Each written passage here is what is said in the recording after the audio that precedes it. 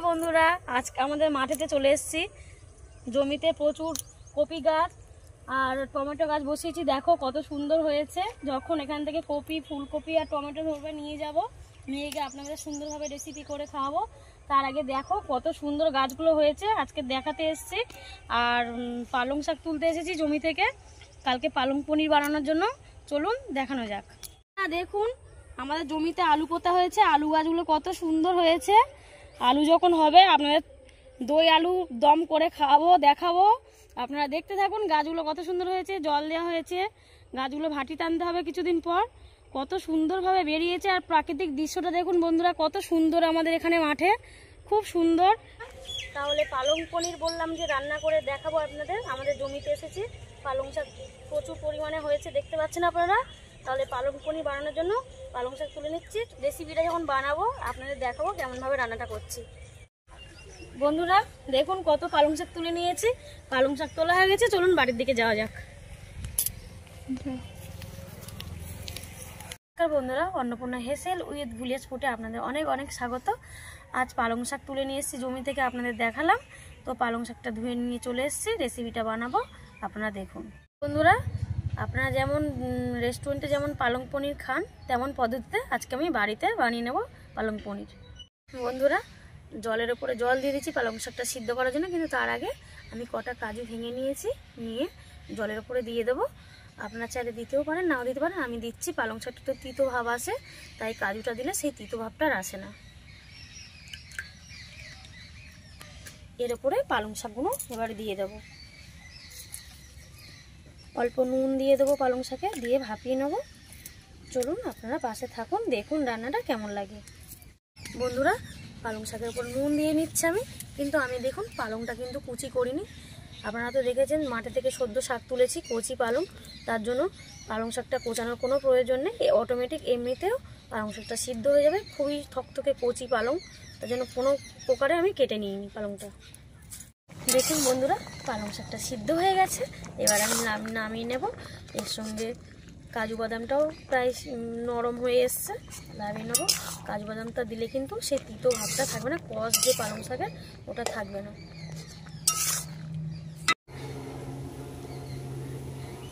বন্ধুরা, আমি কিন্তু দেখতে পাচ্ছেন ডেকচির মধ্যে বরফ দিয়ে দিচ্ছি টুকরো টুকরো করে। এই বরফ জলে পালং শাক সিদ্ধটা দিলে, সিদ্ধ হওয়ার পর যে পালং শাকটা দিলাম, এটা দিলে কিন্তু পালং শাকের যে সুন্দর কালার একটা, সেই কালারটা কিন্তু থেকে যায়, কালারটা নষ্ট হয় না। তার জন্য বরফ দিয়ে দিচ্ছি জলের মধ্যে। এটা কিন্তু আপনারা বাড়িতে ট্রাই করে দেখতে পারেন, বা করতেও পারেন। রান্নাটা দেখবেন সুন্দর হবে। পালং শাকের যে সবুজ কালার, সেই কালারটাই কিন্তু থাকবে, কালারটা ফেড হবে না। বরফগুলো দিয়ে দিলাম, সুন্দর দেখাচ্ছেও সুন্দরভাবে, কালারটাও সুন্দর থাকবে। বন্ধুরা, আপনারা তো দেখলেন আমি পালং শাকটা সিদ্ধ করে নিয়েছি। পালং পনির বানানোর জন্য বরফ জলে দিয়েছি, একটু বরফ জলে ভিজিয়ে নিই পালং শাকটা সুন্দরভাবে, তাহলে কালারটা সুন্দর থাকবে।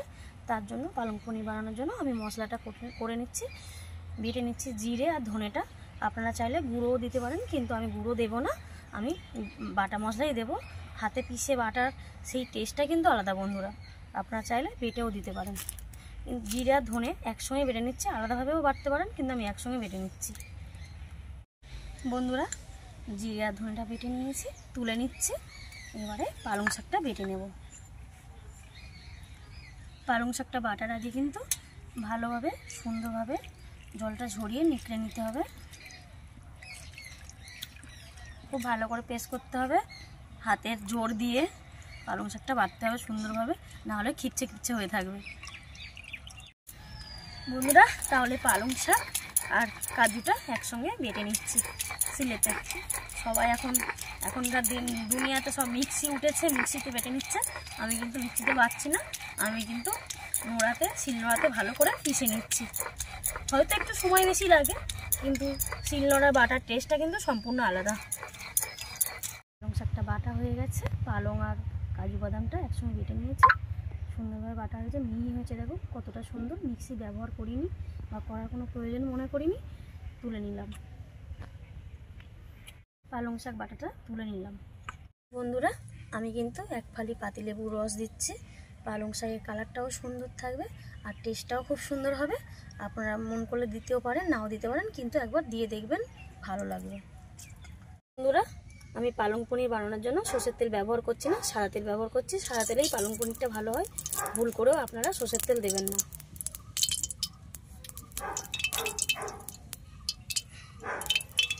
তেলটা গরম হয়ে গেছে, কড়াতে দিয়ে দিচ্ছি জিরে ফোড়ন, দুটো শুকনো লঙ্কা, কাঠ গরম মশলা, দুটো তেজপাতা। এর উপর দিয়ে দেবো পেঁয়াজ কুচি। পেঁয়াজটা সুন্দর ছোটো ছোটোভাবে কুচি করে নিয়েছি। পেঁয়াজটা কিন্তু বাটা দেবেন না, কুচি দিতে হবে, ভালো লাগবে।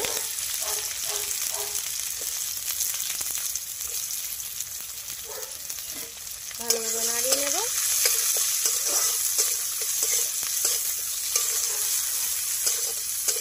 পেঁয়াজের উপর দিয়ে দেবো রসুন কুচি। রসুন কুচি করে নিলে, আদা কুচি করে নিলে টেস্টটা খুব সুন্দর হবে, গালে পড়বে, ভালো লাগবে। আদা কুচি আরও একবার ভালোভাবে নাড়িয়ে নেব।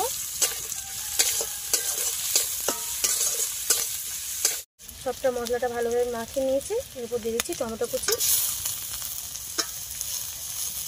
আপনারা চাইলে টমেটো দিতেও পারেন, নাও দিতে পারেন, কিন্তু দিলে টেস্টটা সুন্দর হবে।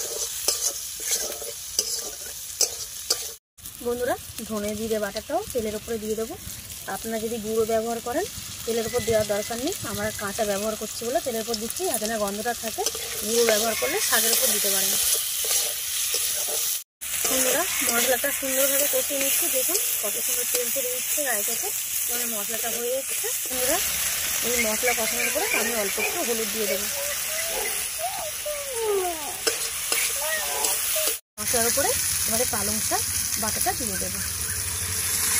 পালং শাক বাটার রঙটা কিন্তু দেখুন কত সুন্দর হয়েছে। আপনাদের যে টিপসটা বলে দিয়েছি আমি, সেই টিপস অনুযায়ী আপনারা যদি রান্নাটা করেন দেখবেন রঙটা খুবই সুন্দর থাকবে, সবুজ ভাবটাও বেশি থাকবে।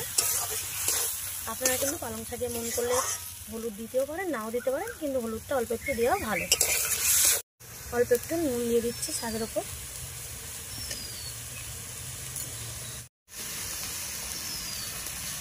হাফ চামচ চিনি দিয়ে নিচ্ছি। চিনিটা আপনারা গুঁড়োও দিতে পারেন, দানা চিনি দিতে পারেন, কিন্তু আমার কাছে গুঁড়ো চিনি ছিল তাই দিয়ে দিলাম। এটাকে ভালোভাবে কষিয়ে নিতে হবে। কিছুক্ষণ পর কষিয়ে নেওয়ার পর পনিরগুলো এটা দিয়ে দেবো। বন্ধুরা, এবারে মেন উপকরণ পনিরটা এই পালং শাকের ওপরে দিয়ে দেব। রান্নাটা খুব সুন্দর বন্ধুরা, আপনারা এই শীতের সময় রান্নাটা করে দেখবেন, খেয়ে দেখবেন, খুবই ভালো লাগবে। পালং পনিরটা কিন্তু শীতকালে খেতেই ভালো লাগে। আপনারা রুটি দিয়েও খেতে পারেন, পরোটা দিয়েও খেতে পারেন, ভাত দিয়েও খেতে পারেন। এবারে পনিরটা ভালো করে নাড়িয়ে নেব, পালং শাকটা সুন্দরভাবে যাতে ভিতরে যেতে পারে। বন্ধুরা দেখুন কত সুন্দর কালার এসছে। আপনি পালং পনির বললাম যে এই উপকরণ কিছু কিছু জিনিস টিপস দেখিয়ে দিলাম, তোমরা দিলে কিন্তু পালং শাকের কালারটা খুবই সুন্দর থাকে। পালং শাকের কালারটা কিন্তু ফ্যাকাশে হয়। দেখুন পালং পনিরটা দেখুন কি সুন্দর পাশে থেকে তেল ছেড়ে দিচ্ছে খুব সুন্দরভাবে। আমি কিন্তু পালং পনিরটা ভেজে নিইনি, আপনারা চাইলে ভেজে নিতে পারেন, কিন্তু সাধারণত পালং পনিরটা ভাজে না। পনিরটা ভাজলে লাল লাল কালার হয়ে যায়, দেখতে ভালোও লাগে না, খেতেও ভালো লাগে না। বন্ধুরা, অল্প একটু কাশ্মীরি লঙ্কার গুঁড়ো ওপর দিয়ে দিচ্ছি, আপনারা চাইলে দিতেও পারেন, নাও দিতে পারেন। বন্ধুরা, এটা হয়ে এসছে পালং পনিরটা, এর ওপর দিয়ে একটু কাস্তুরি মেথি ছড়িয়ে দিচ্ছি। কাস্তুরি মেথিটা আপনারা চাইলে দিতেও পারেন, নাও দিতে পারেন। গরম মশলা দিয়ে দেবো। সবাই কিন্তু মাখন ব্যবহার করে, আমি কিন্তু মাখন ব্যবহার করছি না, আমি ঘি দিচ্ছি। আপনারা চাইলে মাখনও দিতে পারেন। রান্নাটা প্রায় রেডি হয়ে গেছে, এবার নামিয়ে নেব, নেড়ে চেড়ে নামিয়ে নেব। আবারও আমি বলছি, আপনারা না চাইলে কিন্তু ঘি দেওয়ার কোনো প্রয়োজন নেই, আপনারা কিন্তু মাখন ব্যবহার করতে পারেন। বন্ধুরা, আমার পালং পনিরটা রেডি হয়ে গেছে, এবার আমি পালং পনিরটা নামিয়ে নেব। বন্ধুরা, বিশ্বাস করুন এত সুন্দর হয়েছে পালং পনিরটা, আপনারা না খেলেন বুঝতে পারবেন না, এতটা অসাধারণ হয়েছে বানিয়েছে। আপনাদের যদি পালং পনিরটা ভালো লেগে থাকে তাহলে চ্যানেলটির পাশে থাকবেন, সাবস্ক্রাইব করে দেবেন।